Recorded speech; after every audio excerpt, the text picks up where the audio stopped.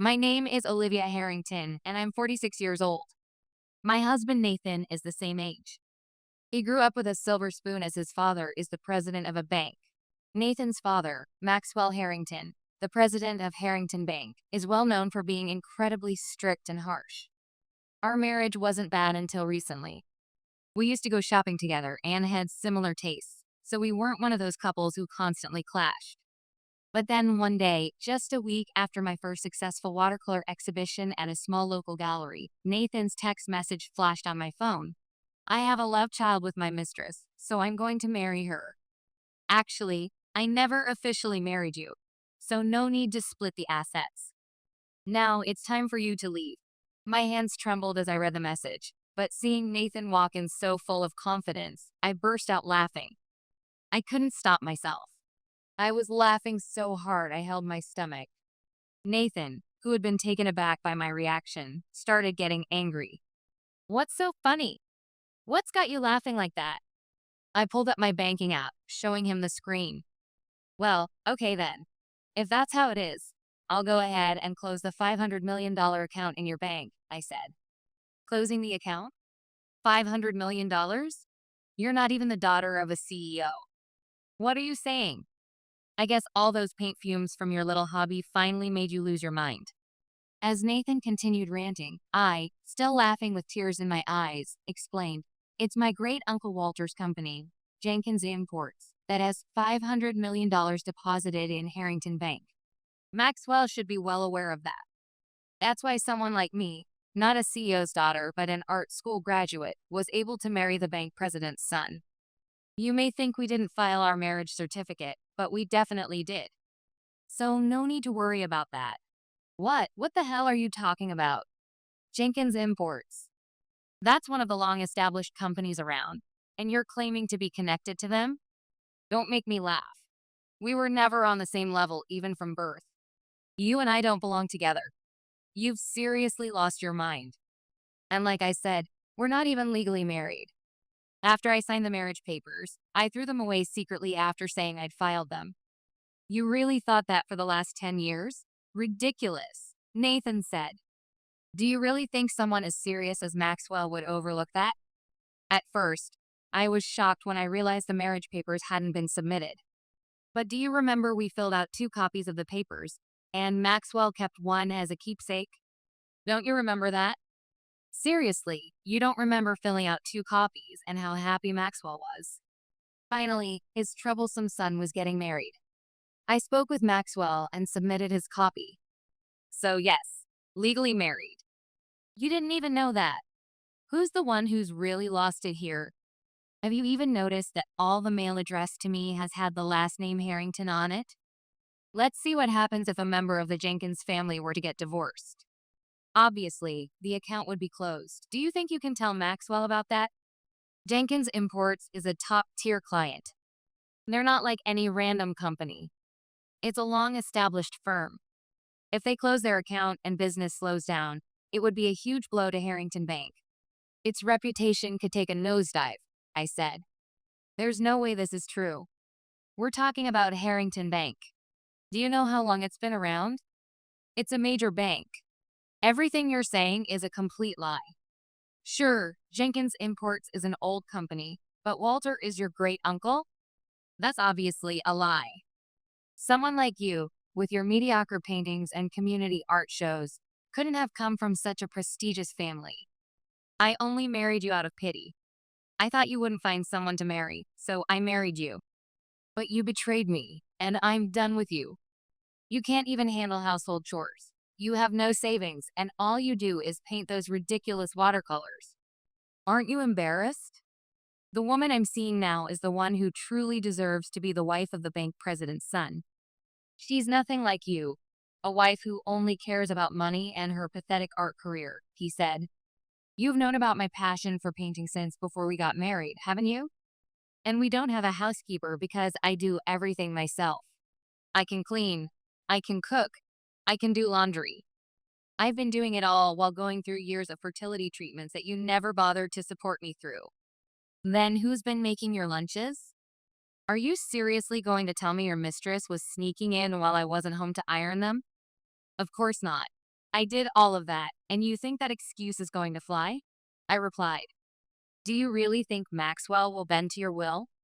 Maxwell, who's strict, accomplished, and hates anything dishonest? The man who values integrity above all else? If anyone's going to get disowned here, it's you. Am I wrong? If I end up being treated unfairly, Jenkins Imports will definitely take their business elsewhere. And who's going to lose out then? With fewer clients, Maxwell's wrath will be enormous, I said. You're full of it. You're not fit to be the wife of a bank president. Who do you think you are? Do you think you're better than me? Fine. If you say we're really married, then divorce. I'll tell my dad we got divorced because of your infidelity. I'll say you had the affair while wasting time on those painting classes. No one's going to believe anything you say. I am the son of the bank president. Who's going to believe the words of an old woman like you who has no backing whatsoever? Nathan said. At the very least, both Jenkins Imports and Maxwell will believe me, I said back. The doorbell rings. Maybe our argument has gotten too loud, and it's bothering the neighbors. I'll get it, I said. I left the furious Nathan behind and walked to the front door. Yes. Who is it? What? When I opened the door, there stood a woman with heavy, garish makeup and designer clothes with tags still attached, a triumphant look on her face. She was along with a young boy who seemed to be in elementary school wearing what looked like a private school uniform. The woman tried to force her way in. I was shoved and fell to the floor. Hey, who are you? I said to the woman. Nice to meet you, Olivia the loser. Hurry up and pack your things and get out. I can't stand to look at your pathetic excuse for makeup or those cheap art supplies cluttering up my future home. It's disgusting. Nathan, I'm here. It's Penelope, and I brought our son Ethan. We're moving in today, right? The woman said. Hey, who are these people, Nathan? I asked. I am my future wife. You came, Ethan. From today, you get to live with Dad. Really, I'm glad. He talked to them. Nathan, who are these people? I asked him again. Well, aren't you scary? Just because you lost, you start yelling? What kind of example are you setting for the kid? So scary, she said. Hey, you plain-looking lady over there. Pack your bags and get out. My mistress and our kid are here now. The least you could do is offer a drink. Where are your manners? Let me introduce them. This is my new wife Penelope and my son Ethan. He's already 8 years old. I know it's been tough on him, but once you leave, everything will be settled. So get out. I love Penelope, he said. What am I witnessing right now? A mistress I could have handled, but a son? And he's 8. So it was Nathan who had the affair and a secret child while I was going through painful fertility treatments. Unbelievable. How could this possibly be allowed? I was furious, but it seemed like stepping back was the best move for now. Just wait, you'll see soon enough. You're the one who's going to take a huge loss and get chewed out by Maxwell. I went to the bedroom and packed the necessary things like my clothes and art supplies. Penelope came over with a nasty smirk on her face, examining my painting supplies with contempt. Oh, Olivia the loser. Do you even have a place to stay tonight? You're a failure who couldn't even have children, and yet you stuck around for 10 years? Aren't you ashamed? Well, they say some people are shameless, and you must be one of them, aren't you? Look at these pathetic paintings. No wonder you couldn't succeed as an artist, she said. Even though I didn't ask, Penelope kept throwing out her insults one after another while fingering her obviously new designer purse. I realized immediately this woman is nasty to the core. Her makeup is caked on, and her personality is just as artificial. I can't understand what Nathan sees in her. As I finished packing my things and stepped out of the house, Nathan followed me. If you have something to say, I don't want to hear it, I said. Leave the keys. The house keys. Don't come back here again. I don't want Ethan to hear anything about affairs or mistresses. Nathan said cruel things in such a calm tone. Instead of handing him the keys, I threw them toward the door on purpose. Hey, you! I ignored Nathan's string of insults and left the house. Unfortunately, my family home was pretty far away, and I didn't have my car keys. With no other choice, I opened my Uber app and called for a ride. "Excuse me, can you take me to the station?" I took the Uber to the station and then transferred trains until I reached the closest station to my parents' place. Doesn't want the kid to hear about mistresses and affairs. And yet, he's throwing his wife out of the house? I was filled with frustration as I headed toward my parents' home. Well, I say home, but it's actually a luxury high-rise right in front of the station in one of Boston's most expensive neighborhoods. When I arrived at the penthouse apartment on the 45th floor, I couldn't hold back my tears any longer. I walked into my parents' home, crying the whole time. "Who's there?" "Oh, Olivia. What happened? It's so late." "Where's Nathan?" I cried in my aging mother's arms. Since my dad was also there, I explained everything that had happened, including how Nathan had belittled my recent art exhibition that they had been too busy to attend. That bastard. By year 2 of the marriage, he already had a mistress and their child? And all while you were going through those fertility treatments. "We are the Jenkins family. You won't get away with this," my dad said. "That's right. We're not just any family. We're an old, respected company with responsibilities. Let's call Walter right away. He has no idea who our family is. You'll regret this soon enough." My mom called Walter, her brother-in-law and the chairman of Jenkins Imports.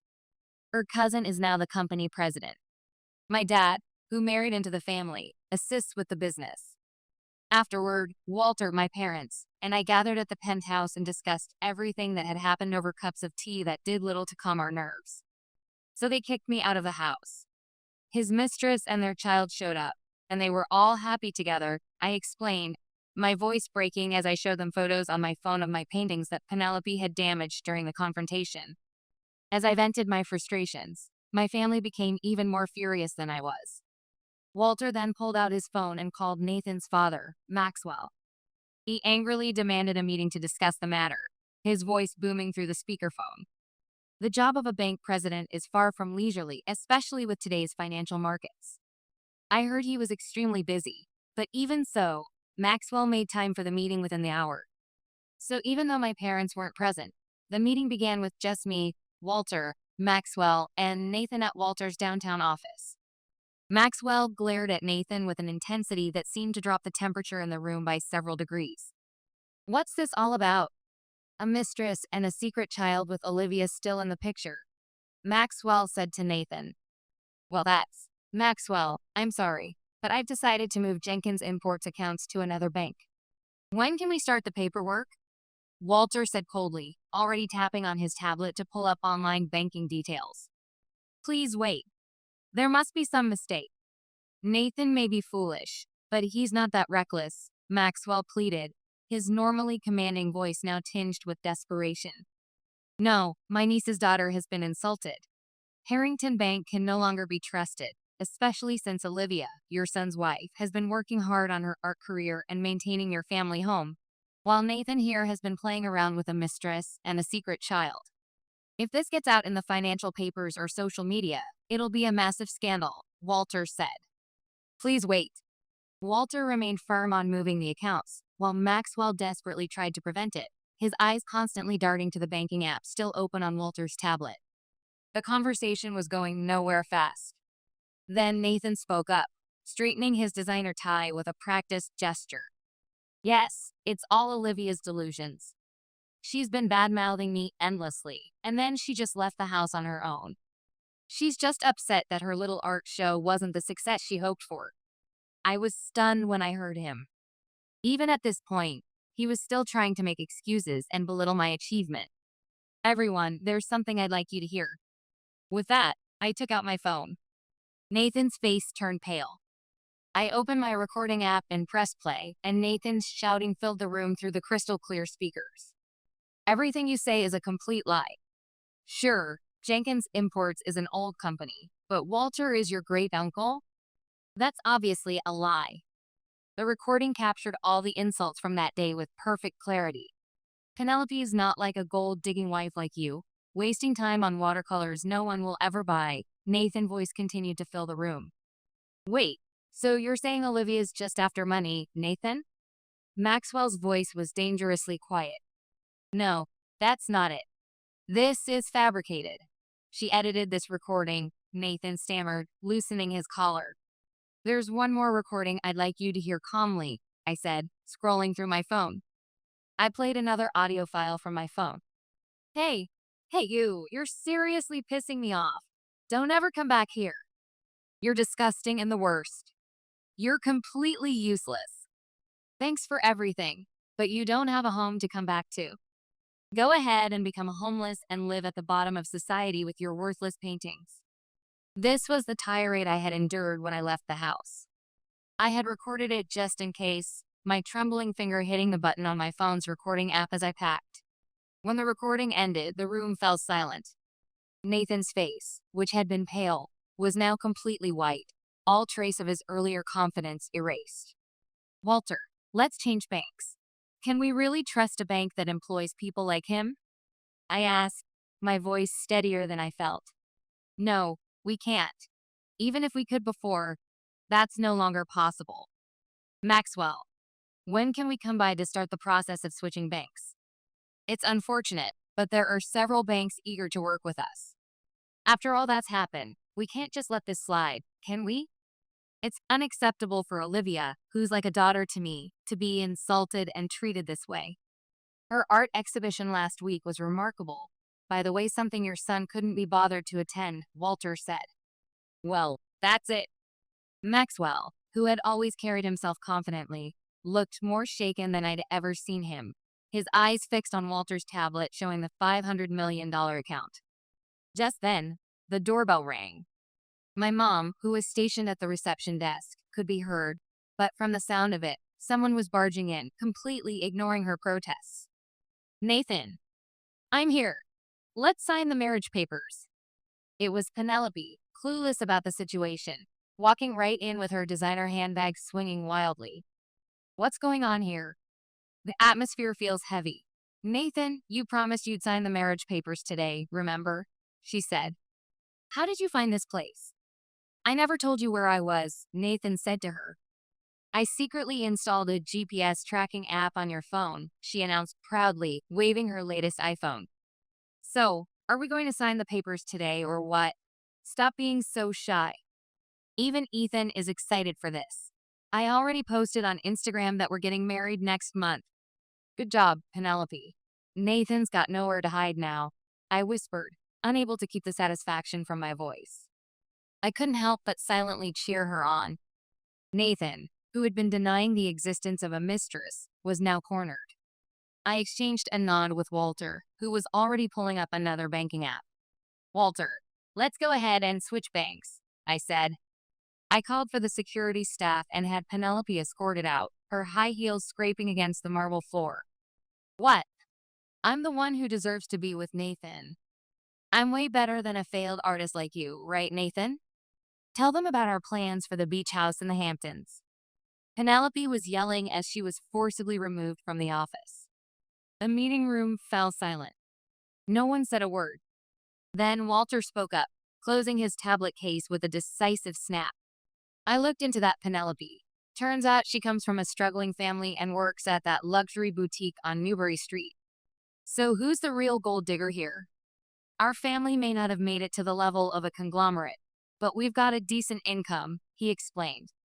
When he said decent, it was pure modesty. In reality, they made more money in a month than most people could even imagine, with Jenkins Imports now expanding into tech investments.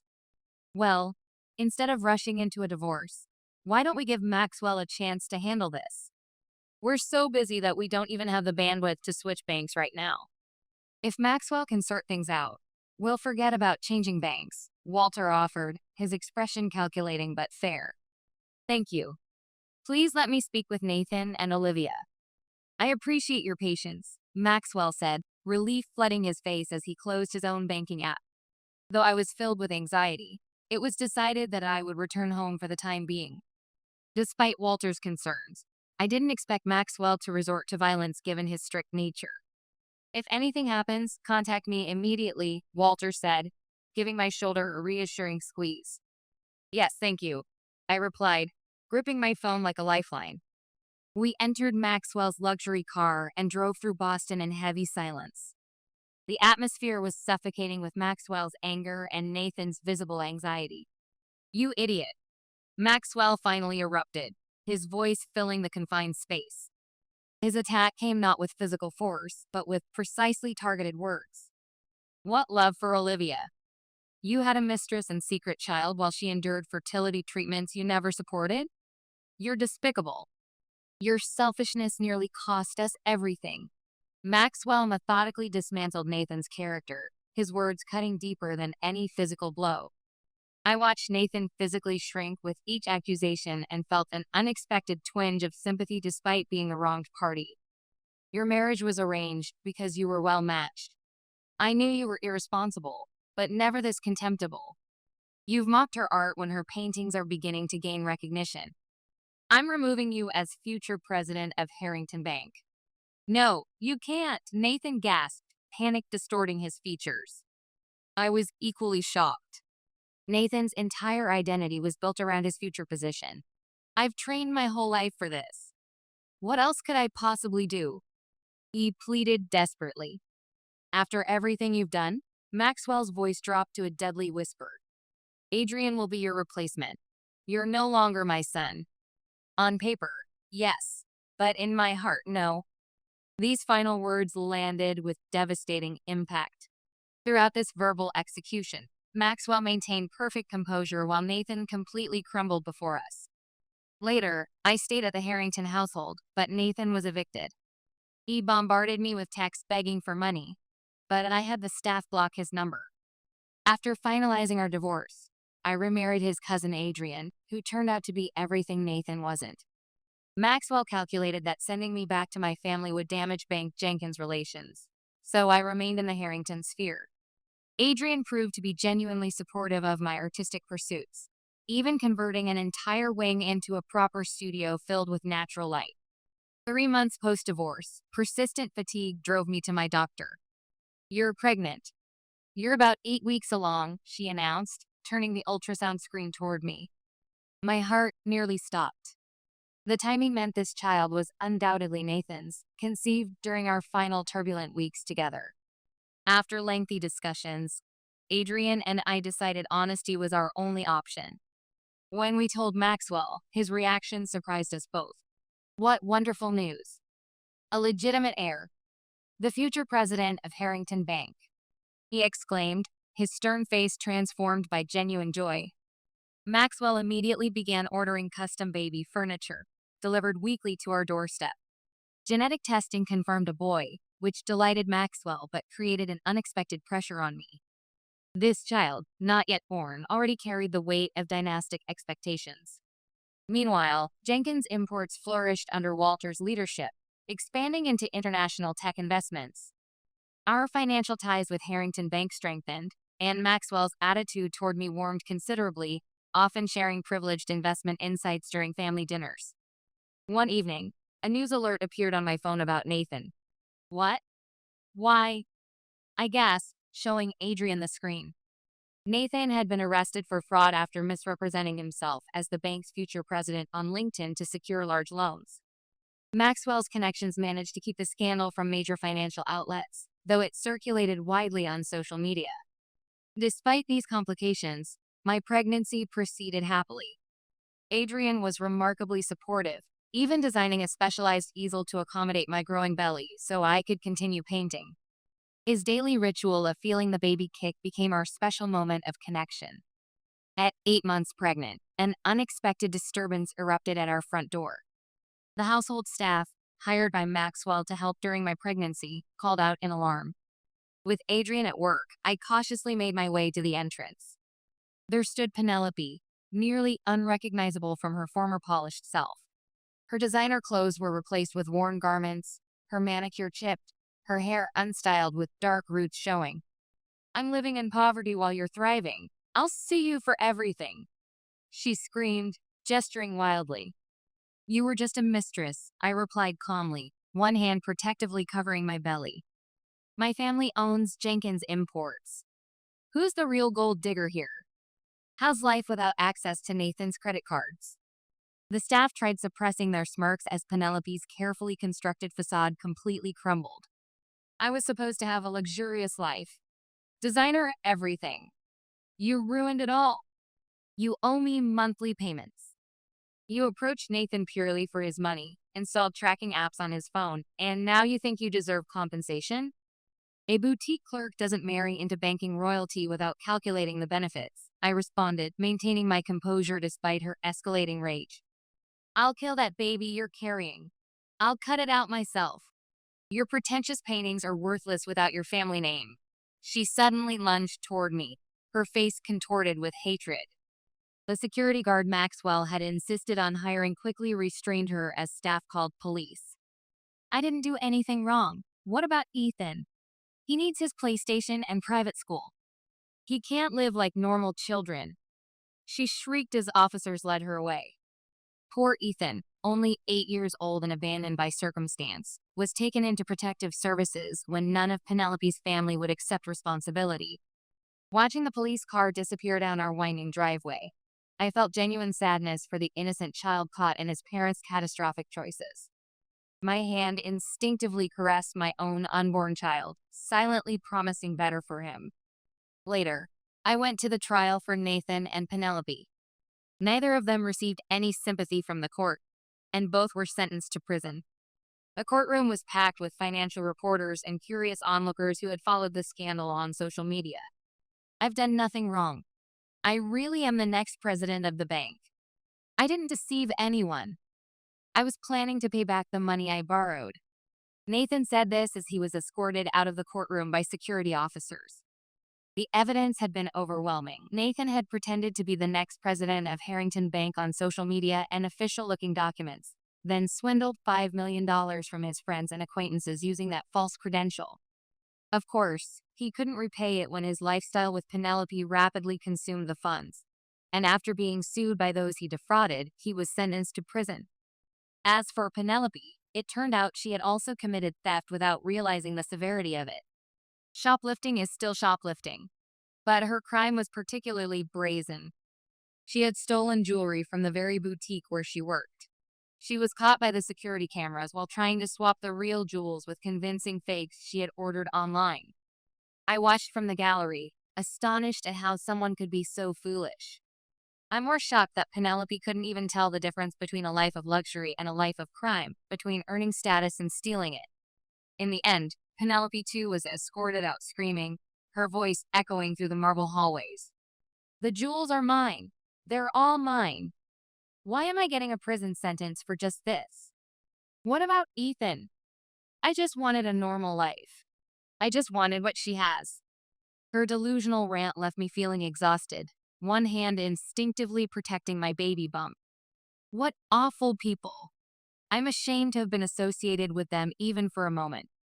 Despite everything, the relationship between Jenkins Imports and Harrington Bank remained strong. We never ended up closing our accounts, and Walter even helped negotiate a favorable merger with another financial institution. Maxwell tried to apologize to me repeatedly, sending expensive gifts and even commissioning one of my paintings for the bank's main lobby. No, Maxwell. Your decisions saved the day. I'm just part of the Jenkins family. I didn't do anything. Thank you, I insisted during one of his now frequent visits. I really am sorry. I had no idea what Nathan was capable of, he said, his eyes drifting to my growing belly. I later learned through Adrian that a significant withdrawal of funds could have severely impacted the bank's reputation and stock price.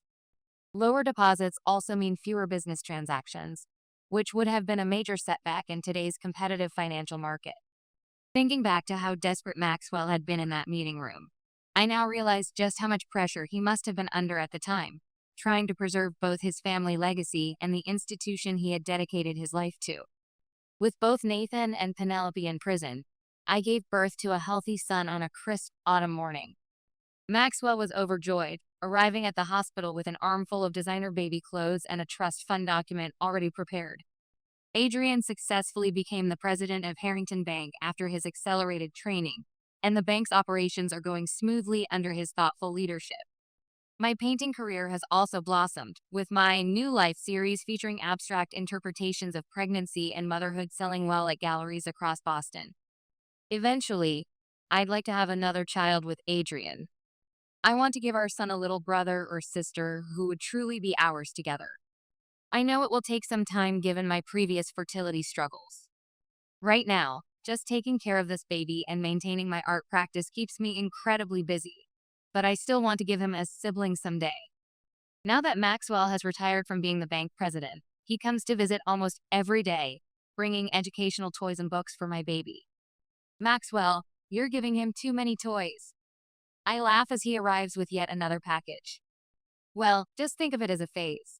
This is all I've got to enjoy right now, he says, proudly watching as his grandson grabs at a wooden puzzle. All right, but please make sure the toys are age appropriate. The pediatrician warned me about choking hazards. I remind him gently. Looking at my son's face, with his curious eyes taking in the world around him, I feel a sense of peace wash over me. The journey to this happiness was unexpected and painful at times, but now, surrounded by people who truly value me both as a mother and as an artist, I have found the contentment I always sought.